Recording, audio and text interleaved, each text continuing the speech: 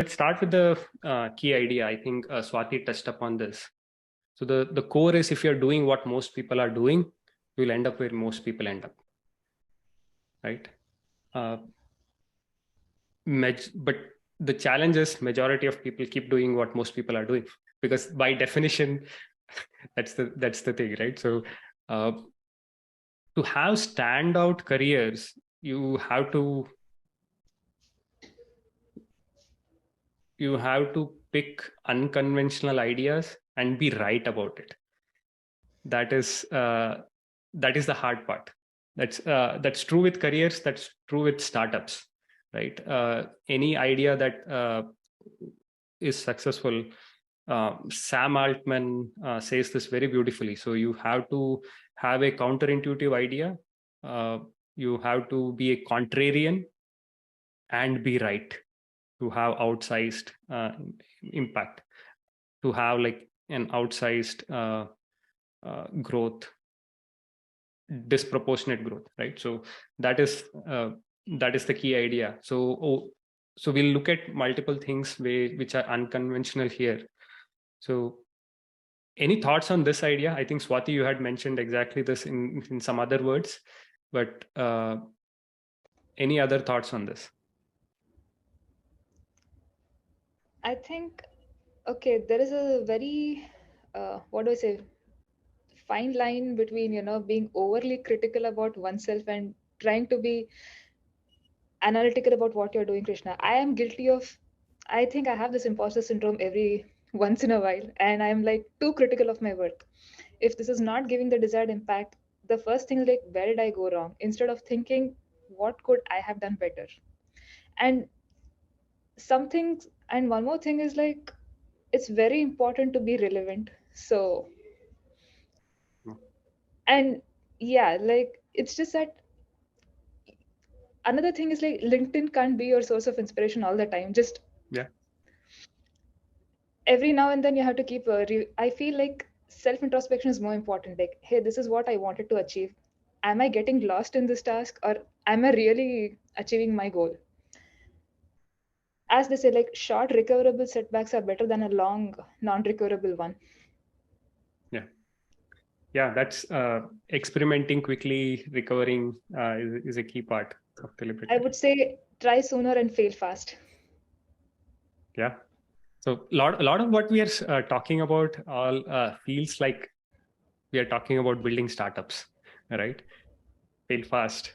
It's thinking about your career as a startup, thinking about your career as a product is the key aspect. So we'll come to that. So thanks for those chipping in there.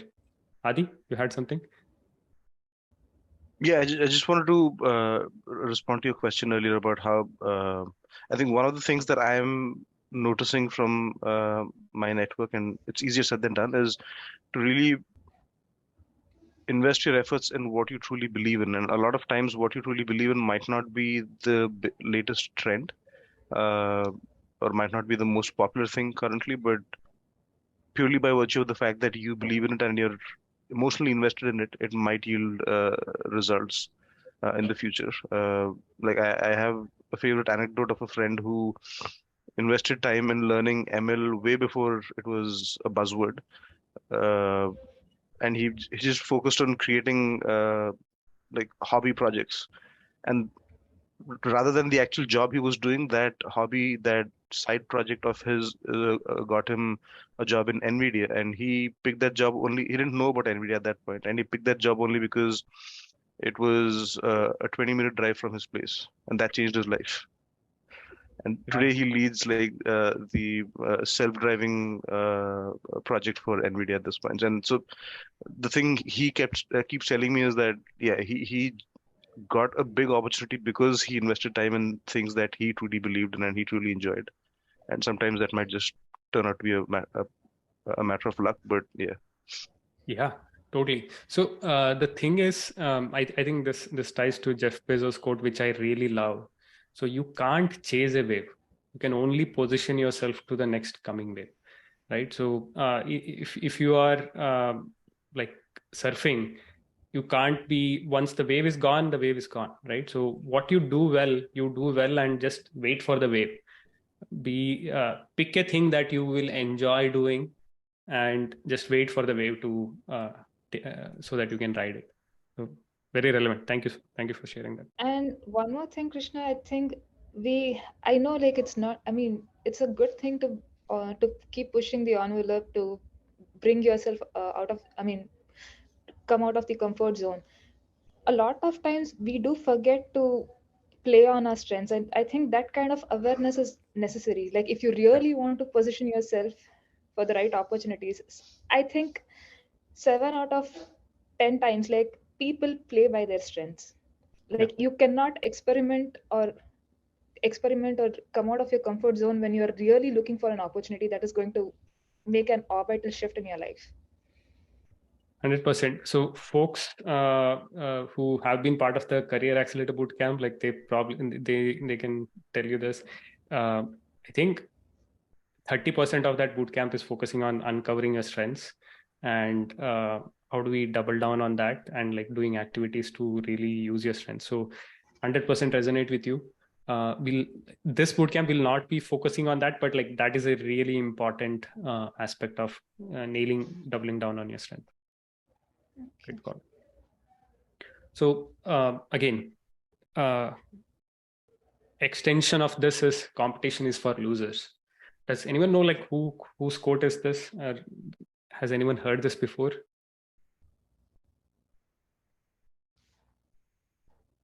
This is from Paul Graham, 0 to 1 book. That's the core thesis of this. So what this means is whenever this is for companies,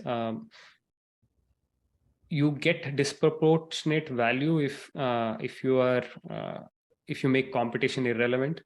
You can monetize your work only if you are in a space where the competition is low, right? But by default, the big tech or most of us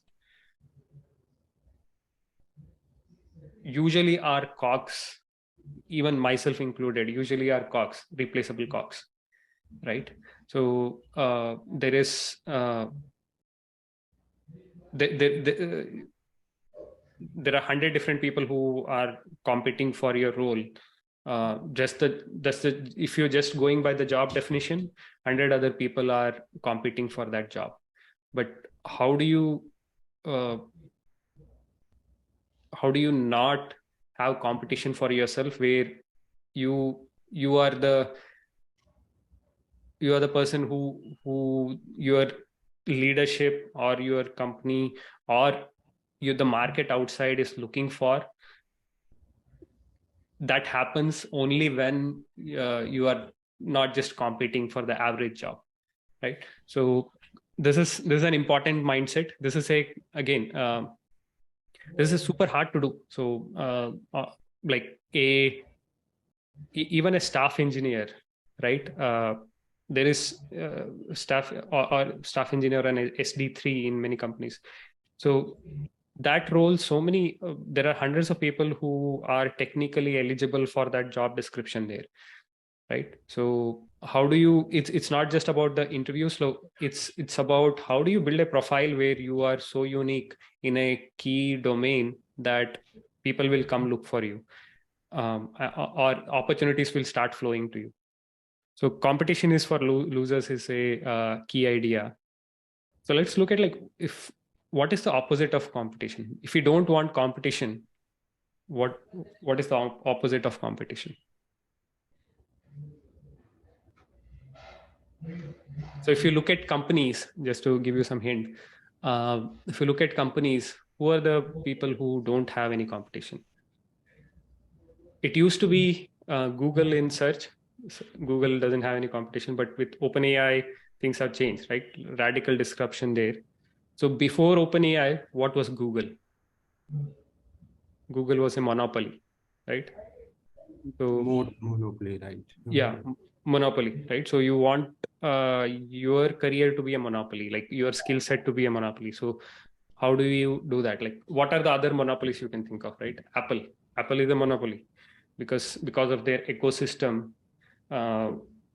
everything is so well integrated, and there is such a high cost of not being in the Apple ecosystem. It has made itself a monopoly by network effects, right? Um, what other monopolies come to your mind? I would say Microsoft. I mean, ever since I have been a kid, I have been using Microsoft Office, Yeah. and I think it was a deliberate decision from Microsoft. I'm like, if you want everybody to use, then you should be able to give all the features that everybody needs. I think the opposite of competition is being unique. Like nobody should be able to imitate what you're offering. Yeah. Yeah. You get there because you kind of build a monopoly, right? So if nobody is able to imitate, so the definition of monopoly is others are not able to catch up with you. So exactly to your point. So how do you become that, right? So this is a super interesting question. Any thoughts on that? Like, how can you build a monopolistic career?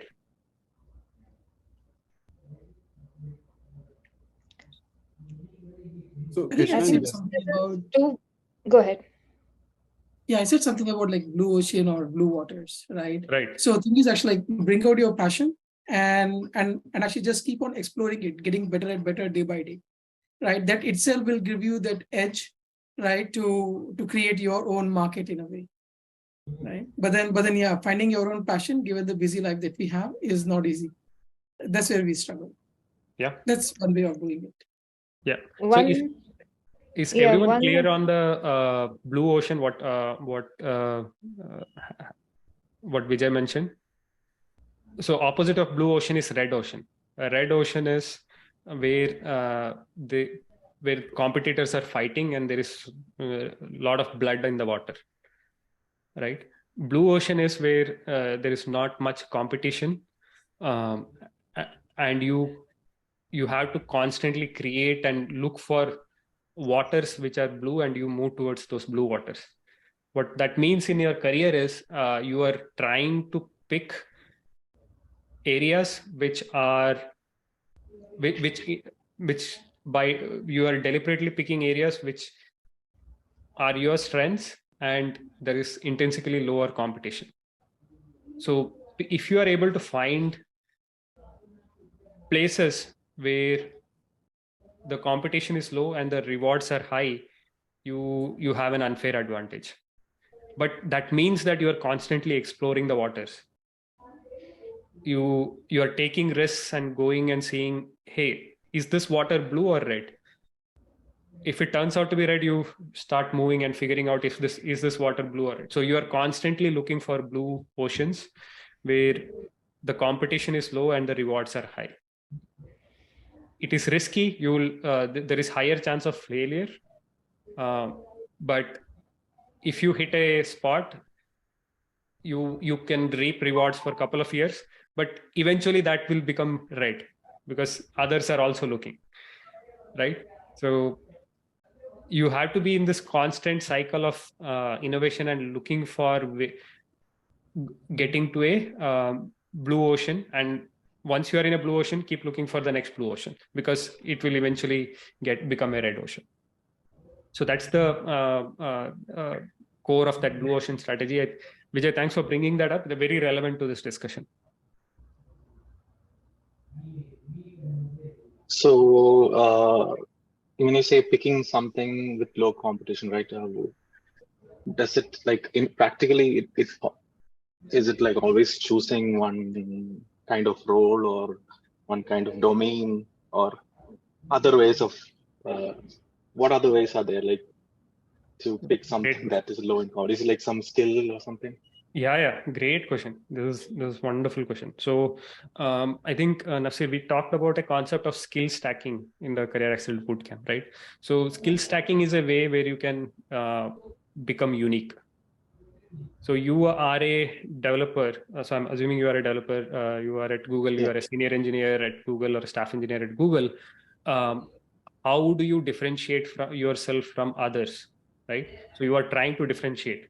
So a blue ocean for a staff engineer at Google is a person who's really technical and now he has good product sense, who's able to influence the product direction as well as technical direction. You kind of become a unicorn. There are very few staff engineers who have great product sense, right? So you have to figure out if building that product sense, I think that is an unfair advantage you can build, but it should also be that you would enjoy doing it, right? So if that is the case, if you think you will enjoy doing that, investing on building a great product sense by deliberately choosing what can you do, right? So you could say that you have the luxury of 20% time. You could say this 20% time I'm going to work with a product manager to move the needle on one of the product initiative.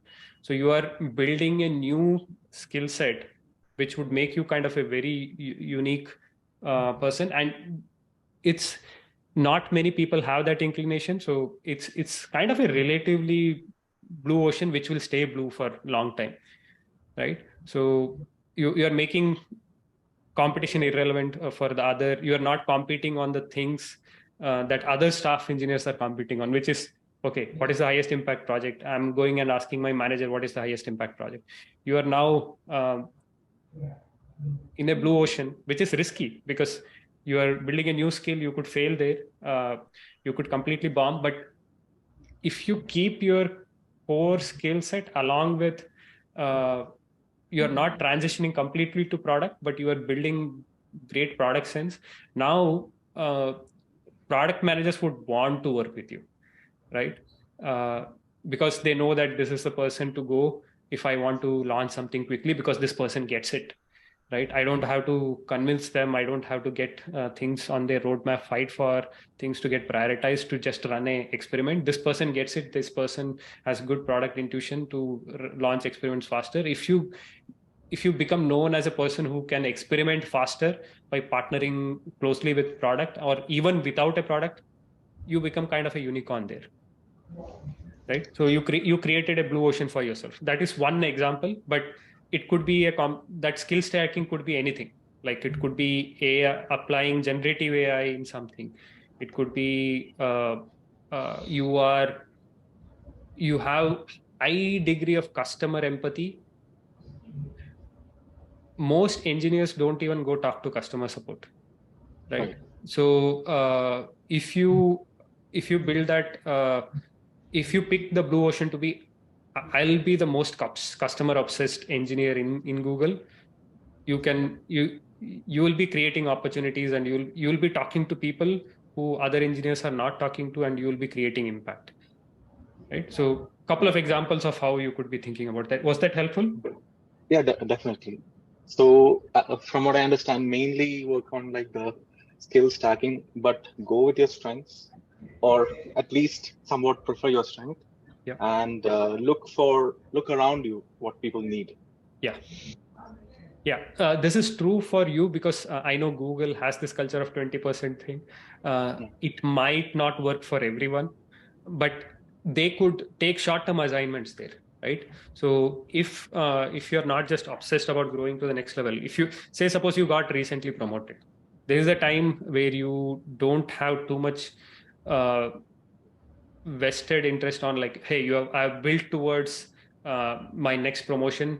It will go waste if I try something else, right? So when you get promoted is a great time to experiment other things, because anyway it will take you time in level to get to the next level. That's where it's the lowest risky time in terms of like sunk cost to experiment. So if your company doesn't have that 20% thing, or you can't do it in your 20% stretch, you take a short-term assignment. Hey, work with your manager and say, I'm looking for a short-term assignment on this skill set. Where can how can I work on that, right? So if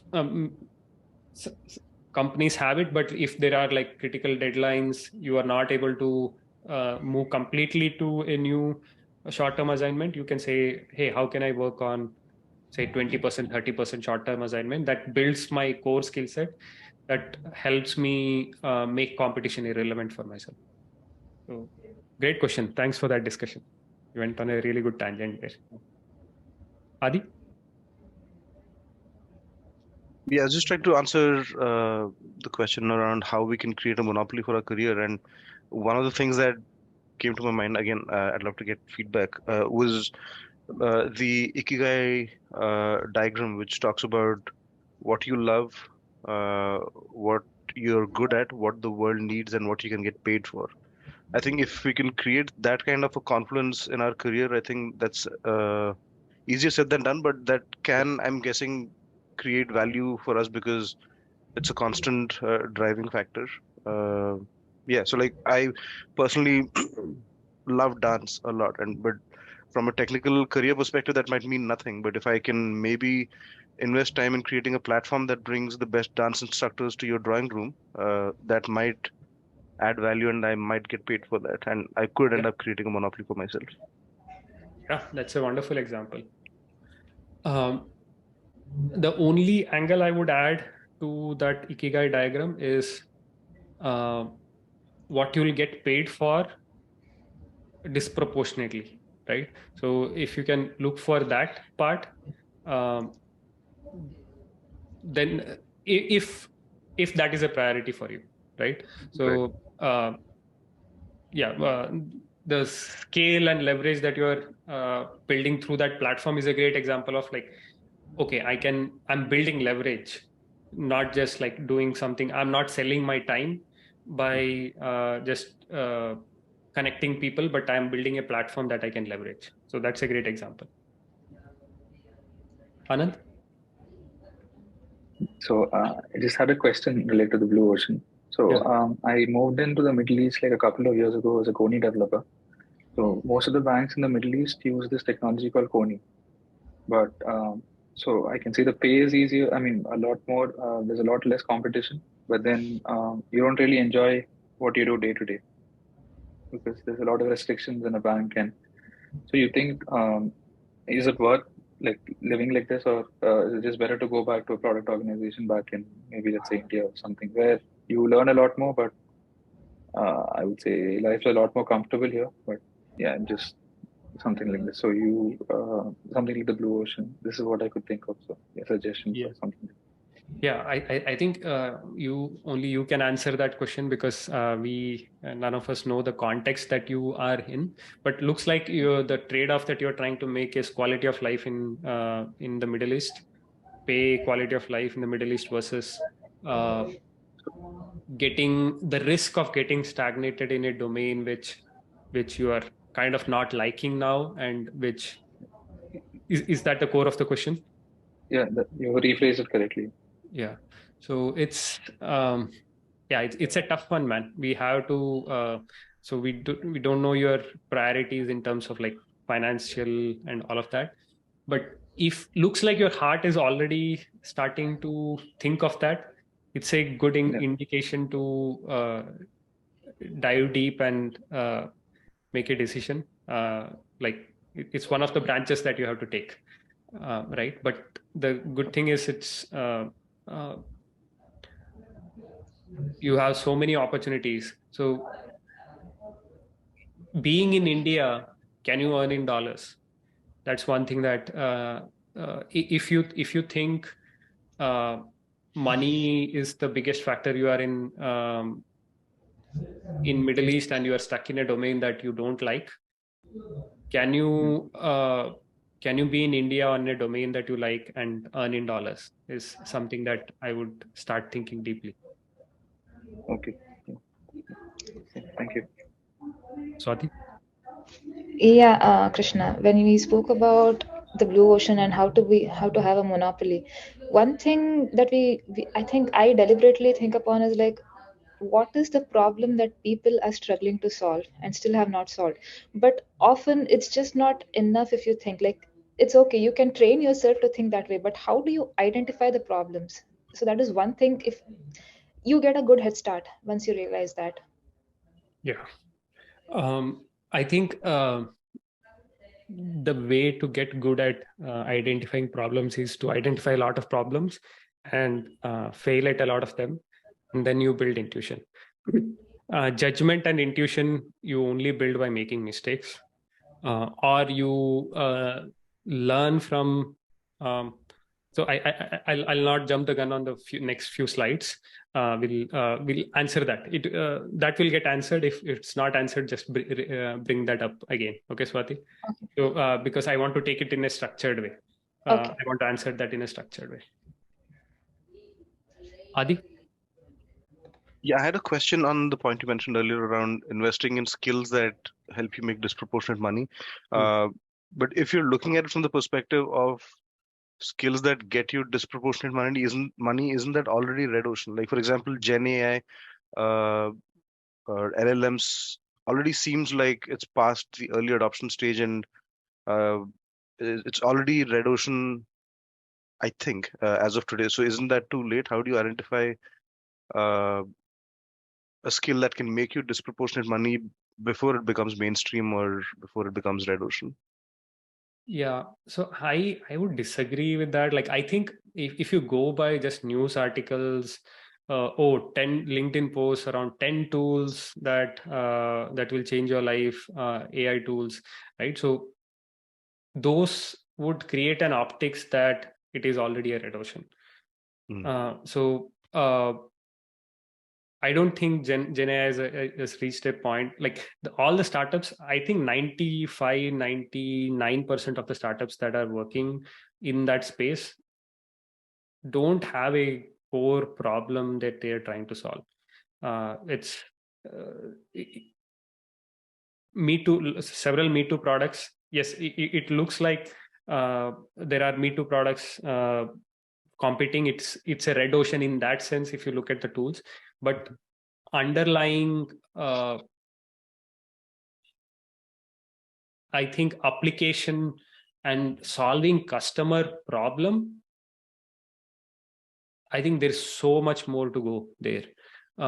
Like, for example, like generative AI in agriculture, I don't know how many. So I think the few key rising tides are around AI, specifically generative AI, and application in biology, like application in medicine. There is so much more to do. These are hard things to do, right? With a lot of barrier to entry also, because it's FDA approvals, all of that there, right? So it's a high barrier to entry. So figuring, yeah. So how to apply that? So my short answer is I feel there is so much more there. I wouldn't say that is a red ocean.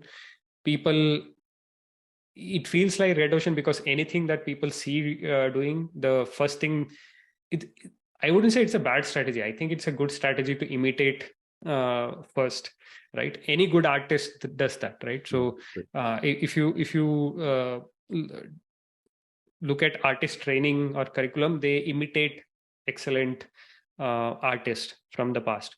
So it's a good way to learn. That is also probably the reason why people are building Me Too products, is they are thinking of it as okay, there is a validation here. I'm using this to learn. Instead of me creating something that is not validated, let me just go with this because I am reducing variables. Right? Instead of having to learn a new domain, create a new category, let me go to a category, established market fit category, like a validated category, and just go learn so that I can then learn from it and then go apply it to the real thing. So that's what I'm seeing. But I think this is a trend that we all should be embracing, and I don't think it is too late. We should. So let's take a step back, right? So if you look at the number of people working in IT, what percentage of them are working on AI or Gen AI? Very little, let's say. Yeah. Very little, right? So and what percentage of them are using AI or Gen AI to improve their own productivity. It's a probably slightly bigger set, but I think one of the biggest thing right now we can do is, even if we are working in a domain which is not fully related to AI and Gen AI, like how can we leverage Gen AI tools to disproportionately improve our productivity, right? I'm sure most of you here, if you're coding, you are using Copilot. If you're not, you are. Is anyone not using GitHub Copilot here? If people who are coding. I'm trying out AWS Codebase instead of paying for Copilot, but yeah. Copilot. Okay. Instead of paying for that, is that what? Yeah, because it's free. Yeah, got it. So yeah, that's another thing which I see very common. I have been in this situation as well, right? So when it comes to productivity, it's always better to pay for the best one than to go with a suboptimal one, which is, but because see how much it's probably $20 per month, Copilot, right? So versus your Amazon clearly has doesn't have the data advantage that Copilot has, GitHub has, right? It would always be suboptimal than so if I were an engineer, I would choose the best tool, even if it is paid, even if it is costly, because the returns, like if it saves me 30 minutes, it's more than what I pay for the month, right? So that's what I would suggest. Like in the world of AI, I think we are moving to a world where monopolies will get bigger. Like for example, Copilot will get disproportionately better than the second best thing. So it's and because the tendency would be to go to the first best thing, they'll just, because of that flywheel effect, they'll just keep getting better. So the second best option has very low probability. So in the old world, like you could be top 5 and you would still make a lot of money. In the new world, you have to be top 1 or 2. So that's the I think this is also going to play out in our careers also, because in 3-4 years, a good developer using the right tools with right skill set would be 10x, 20x, 100x more productive than an average developer. So they can get much more done. And teams which are leveraging that, it's going to completely screw our minds. It's going to change our economy in a big way. And if we are not embracing that, we don't even know how this will play out, but it's going to have a big impact on this. So we all should be like shit scared about this, about if we are not already compounding on the learnings of AI and in that domain, we will have a big disadvantage 3 years from now. So yeah, good topic. We went on a really good tangent. Thanks for that prompt. Nikhil?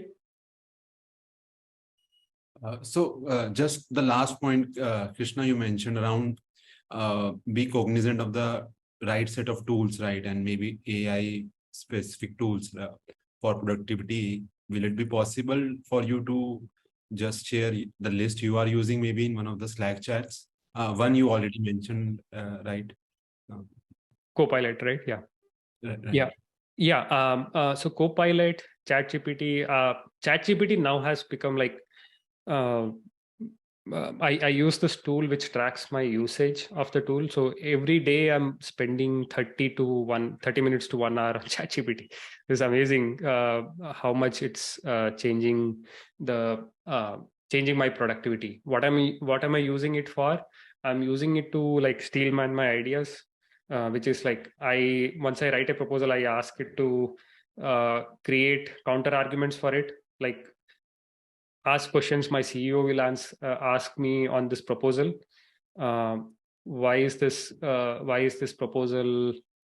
Why should we not do it? Make arguments against this proposal.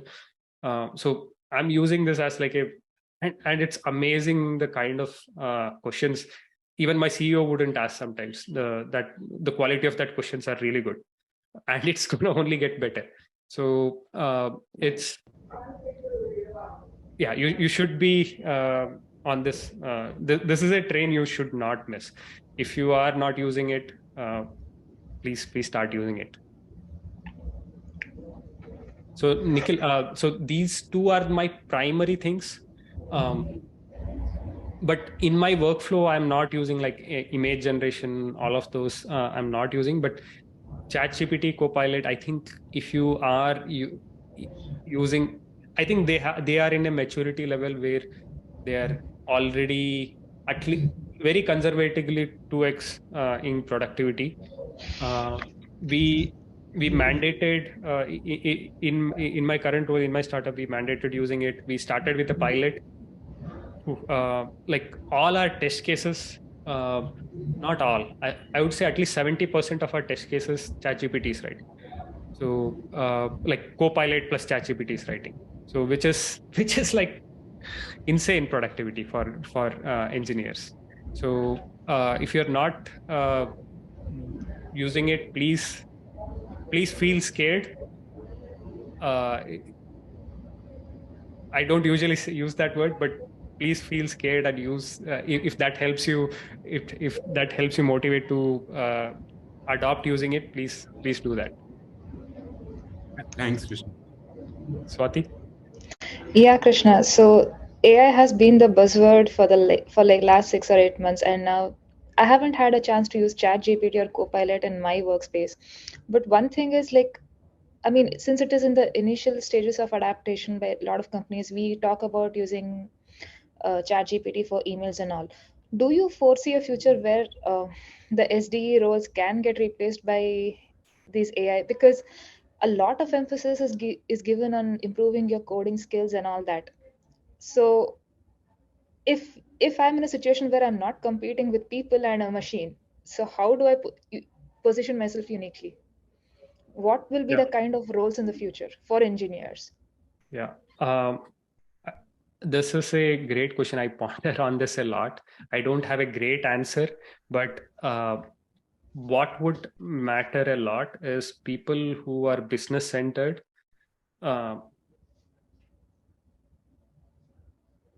The good thing going for you is like if you align yourself with a business, if you learn the skill of having business impact and building customer empathy, figuring out chasing opportunities and seeing opportunities, hunting for opportunities, these three skills if you develop, you would thrive in any way. AI would be just be an helper for you to do this. But most people are their core competence is, hey, I write really great code. I can my speed of coding is higher. I create good designs. All of this is good, but it's going to become more and more commodity.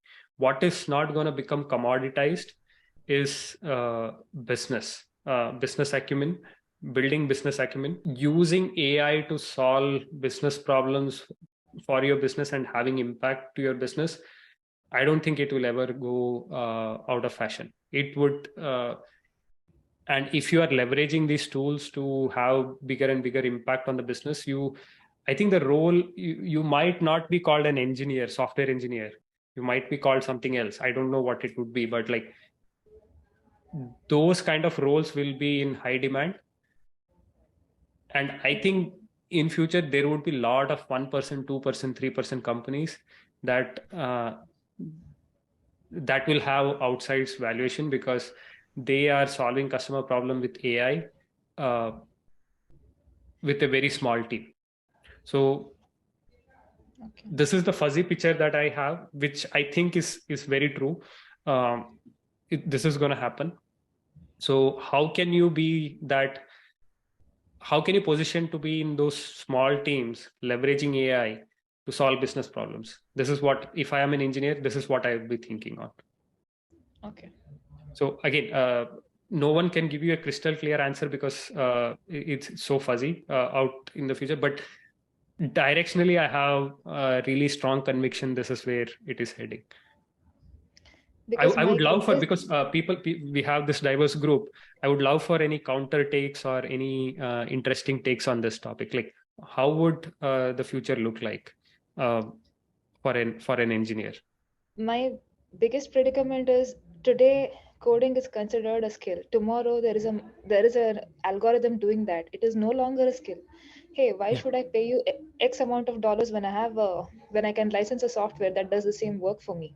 Yeah, And better, imagine you have even better work for me, right? So and imagine you have spent years building on that skill set. yeah, that's true. So we have to. That is fact of life going forward, Swati. So we can either decide to fight it or just embrace it. I don't think any one of us is going to win if we fight it. Adi? So just to sorry, maybe Yeah. someone has raised his hand. Maybe I will talk later. Huh? Will raise a hand. No, please go ahead. That's all right. You already started. I was just adding to like computer can code for us, right? From that standpoint. So if we take an example, let's say if I have to build a CRUD application and plain vanilla objects to be retrieved and rendered on the UI, maybe yes, AI can solve that for us. But if I take a different example of, let's say, a B2B software in e-commerce, which is running in the warehouse, right? And it has all very complex state machine transitions where a product is picked from a shelf and packed at an invoicing dock, right? Just being a real world example, because I have worked on something like this. So I'm not sure how these complex PRDs will be fed to a AI software to come up with a code around it, right? Even it can write a single correct test case for that, right? Can it think of one of the stuff is fell from the trolley in the between and has been put on a random shelf? Now your warehouse inventory has been disturbed. So just what I'm trying to say is maybe yes, a time will come and we should be cognizant and as Krishna said, maybe at times scared also to push us. But still, there are limitations, right, in the existing tech where replacing someone for coding seems has a very limited use case. That's the way my limited knowledge I'm able to portray, right, or build an opinion. Maybe I am wrong here. Yeah. So, Nikhil, my recommendation to you is like try out these tools. I'm sure you will be mind blown by what the capabilities are today. I'm not even talking about the future. You'll be mind blown by the capabilities today, and just try to see if you can apply that to your current work. Are you applying either Copilot or like GitHub on ChatGPT to solve your problems? Because I'm talking with high conviction here because we ran a pilot 3 months ago, and the results really blew our mind. And all engineers in my company today have access to Copilot, and they have immensely improved their productivity, easily 2x. And engineers are saying that like it's conservatively 2x productivity improvement, more in many cases. Like debugging times have gone down because you just copy paste stuff, like hairy issues that could take like 2 weeks to solve. Like you throw a bunch of code at ChatGPT and it's able to figure out things that are not on the internet, not on Stack Overflow. It is able to figure out, pinpoint the function function parameters that are used wrong. I'm really mind blown and shit scared. So try it. I'm sure you'll be mind blown. No, Krishna, I will work on that feedback definitely. Input definitely. Adi? Yeah, I just wanted to respond to what Swati was asking earlier as well. And the way I look at it is evolve rather than replace. I think Like, just to give you an example, when I was growing up, when I was a kid, anyone with a good SLR camera and a good set of lens could be a photographer. So we used to have people who weren't particularly skilled at photography, but they had the equipment and they'd have a photo studio and they take passport photos.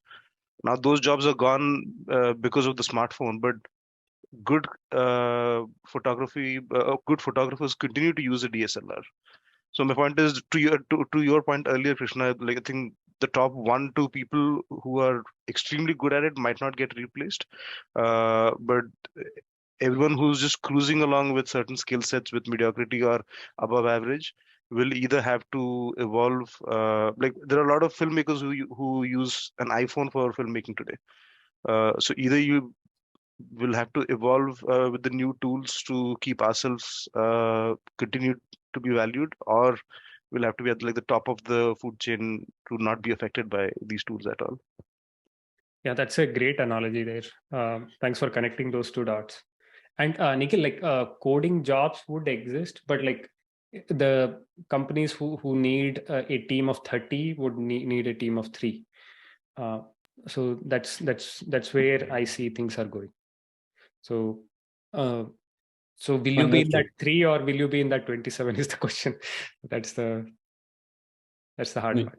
Able to relate what you are saying, and I think Aditya just mentioned around the iPhone example for making movies. So yeah, right, good to happy to change my perspective and work towards it more. Right.